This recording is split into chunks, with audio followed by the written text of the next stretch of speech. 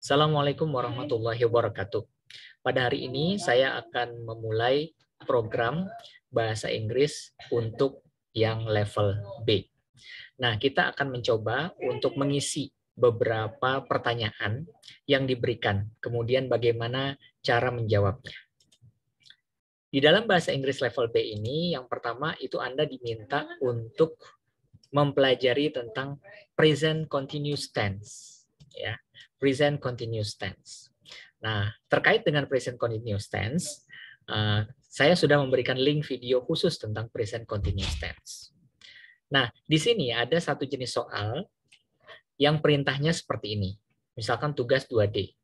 Underline the correct words, then write out each sentence. Jadi, Anda diminta untuk menggarisbawahi kata-kata yang tepat. Kemudian Anda diminta untuk menuliskan setiap kalimat tersebut di titik-titik ini. Ya, jadi Anda hanya diminta untuk menggarisbawahi dulu. Nah, jadi kalau sekiranya ada satu kalimat yang bacaannya adalah Monica, di sini ada dua, is helping atau are helping her mother. Maka Anda harus melakukan pertama garis bawahi dulu, ya. Nah, di sini Monica ini sebagai subjek. Ini adalah present continuous tense. Monica itu kan berarti subjek single dia. Nah, karena single berarti dia menggunakan is helping, ya. Jadi pilihannya is helping, bukan are helping. Kalau are itu biasanya subjeknya pakai they are, kemudian nah itu pakai subjeknya seperti itu. Jadi jawabannya adalah Monica is helping her mother. Kemudian di titik-titik itu Anda tinggal menuliskan Monica is helping her mother. Oke, mudah ya. Nah, jadi kalau misalkan di bawah nih ada pertanyaan yang kedua. Bagaimana cara menjawabnya? They, di sini ada dua opsi ya. Is wearing atau are wearing their shirts now. Ya, ini adalah present continuous tense. Kenapa? Karena ada now. Now itu sekarang. Jadi present continuous tense itu adalah kalimat yang menerangkan pekerjaan yang sedang terjadi sekarang. Lalu bagaimana untuk menjawabnya? Mudah. Nah, karena di sini subjeknya they, berarti dia menggunakan are. Jadi Anda memilih they are wearing their shirts now. Gitu ya. Nah, ininya digaris bawahi, kemudian di bawahnya Anda tolong tulis ya, atau Anda tulis yang di titik-titik itu Anda isi ya. They are wearing their shirts now. Nah, begitu. Kalau sekiranya Anda menemukan soal seperti ini. Baik, ini soal jenis yang pertama. Kita lanjutkan soal jenis yang kedua.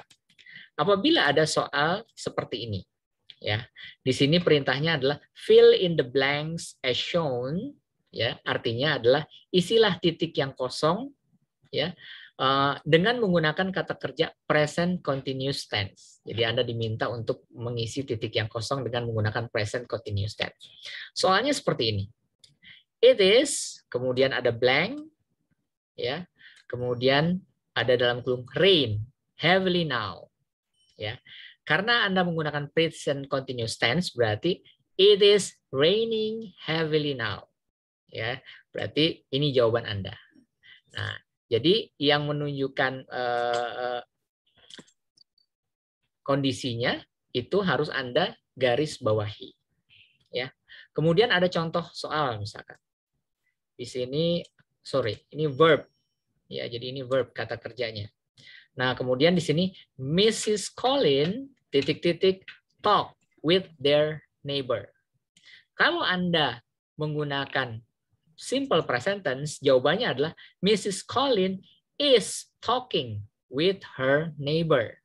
Ya kan? Itu jawabannya. Maka cara menjawabnya mudah, Anda tinggal ketik atau Anda tinggal tuliskan di atas titik-titik tadi. Mrs. Colin is talking with her neighbor.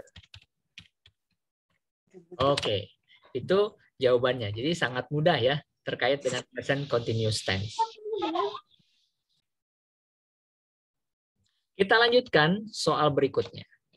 Nah, kalau ada soal seperti ini, istilah titik berikut dengan menggunakan kata kerja simple past tense. Jadi simple past itu kalimat yang menerangkan pekerjaan yang terjadi di masa lampau. Bisa kemarin, bisa 2 hari yang lalu, ya, bisa 3 hari yang lalu, bisa sebulan yang lalu. Ingat simple past tense. Anda ingin tahu detail tentang simple past tense, Anda bisa melihat video saya Fajar Kurniawan simple past tense. Nah, kalau ada soal seperti ini, misalkan Samuel, kemudian di sini ada blank yang harus Anda isi, in the room last night. Berarti tadi malam, berarti menunjukkan simple past tense. Nah, kata kerjanya adalah sleep. Karena simple past tense itu biasanya verb to, ya. Dia menggunakan kata kerja yang kedua, verb to. Jadi verb one itu kan sleep, verb two slept, sleep, slept, slept, biasanya seperti itu. Nah, maka Anda jawabannya adalah Samuel slept in the room last night. Ya. Nah, jadi kalau ada kata-kata seperti ini, karena menggunakan simple past tense, makanya kata kerjanya menggunakan verb to, gitu ya. Oke, lain dengan yang tadi. Kalau tadi kan simple present tense, present continuous tense, berarti Anda menggunakan verb ing. Ya. Jadi kalau sekiranya Anda menggunakan Samuel is sleeping in the room last night, itu salah. Kenapa? Karena terjadi tadi malam. Kalau ing biasanya yang terjadi sekarang. Nah, kita lanjutkan. Kalau misalkan ada soal seperti ini. The little boy ... down from the tree. Ya. Nah, di sini kata kerjanya adalah jump. Nah, kalau jump itu kan verb one. Tapi kalau verb two-nya itu berarti jumped. Jadi pakai ed di belakangnya. Jadi jawabannya seperti apa? Jawabannya adalah the little boy jumped. Nah, pakai ed, down from the tree. Oke, gitu ya. Jadi mudah. Ini simple past tense. Kalimat yang menerangkan pekerjaan yang terjadi di masa lampau. Nah, kemudian kalau misalkan ada soal seperti ini. Give the simple past tense of the verbs. Tuliskan bentuk simple past tense dari kata-kata berikut. Misalnya kan clean itu menjadi cleaned, ya. Jadi cleaned. Jadi ditambah akhiran ed di belakang. Nah, bagaimana kalau simple past tense put? Biasanya verb one-nya put, verb two-nya juga put, verb three-nya juga put. Jadi ada yang seperti itu. Anda harus menghafalkan itu. Verb one, verb two, sama verb three. Jadi kalau verb one-nya put, put, put, put. Kalau sing, sing, sang, sang. Ya. Kalau kick, berarti kicked. Ya, jadi tidak semuanya berakhiran ed. Ya. Tidak semuanya berakhiran. Kayak give. Berarti give, gave, given. Give, gave, given. Anda bisa cari di mana tuh? Di kamus terkait dengan menggunakan kata-kata tersebut. Baik, ini adalah simple past tense. Nah, kalau Anda diberikan soal seperti ini, jelaskan apa yang dimaksud dengan pronouns. Nah, tentunya Anda harus melihat video saya dulu yang berkenaan dengan pronouns. Kemudian Anda diminta untuk membuat kalimat. Ya, ada yang menggunakan personal pronouns, ada yang menggunakan possessive pronouns. Ya.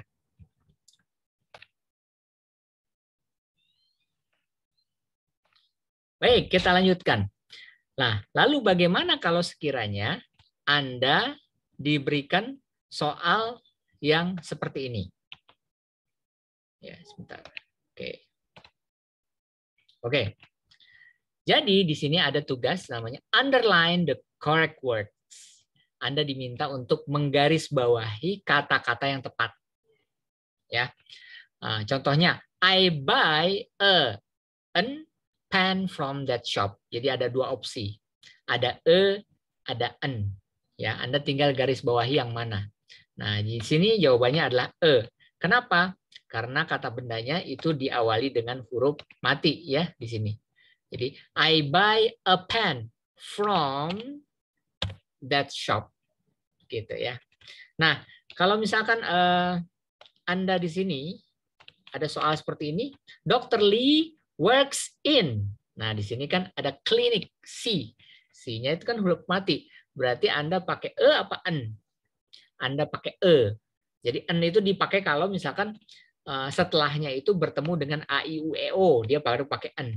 Tapi kalau bertemu dengan C atau huruf yang lain, itu dia pakai Jadi di sini jawabannya Dr. Lee works in a clinic. Gitu ya. Jadi kapan kita pakai en? Kalau misalkan kata bendanya itu diawali dengan huruf hidup. Oke, A, I, U, E, O seperti itu. Baik, ini soal dalam bentuk seperti itu.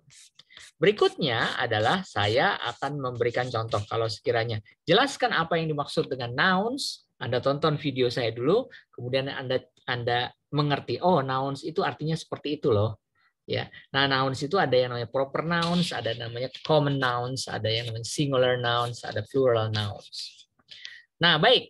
Bagaimana kalau sekiranya Anda mendapat soal seperti ini? Di situ ada pernyataannya. Underline the nouns in the following sentence. Nouns itu adalah kata benda. Ya, kata benda. Ya. Jadi Anda diminta untuk menggarisbawahi nouns in the following sentence di dalam kalimat berikut. Ya. Nah, di sini ada kalimat the baby is sleeping. Yang manakah yang noun? Yang kata benda yaitu the baby. Ya, the baby is sleeping. Oke, nah itu kata bendanya itu adalah the baby-nya. Oke, nah kemudian she likes orange. Nah, yang mana kata bendanya? She likes orange. Nah, kata bendanya itu adalah orange. Ya, oke, itu kata bendanya. Jadi mudah untuk mendapatkan atau menjawab soal tersebut itu. Nah, kalau misalkan ada soal seperti ini, change singular nouns to plural nouns. Jadi ubahlah kata benda singular menjadi kata benda plural. Contohnya di sini adalah girl, itu kan untuk satu. Tapi kalau lebih dari satu, plural, itu jadi girls. Kalau orange, itu menjadi apa? Oranges. Oke. Kalau book, itu menjadi books. Kalau baby lain sendiri, itu menjadi babies. Oke, babies. Oke.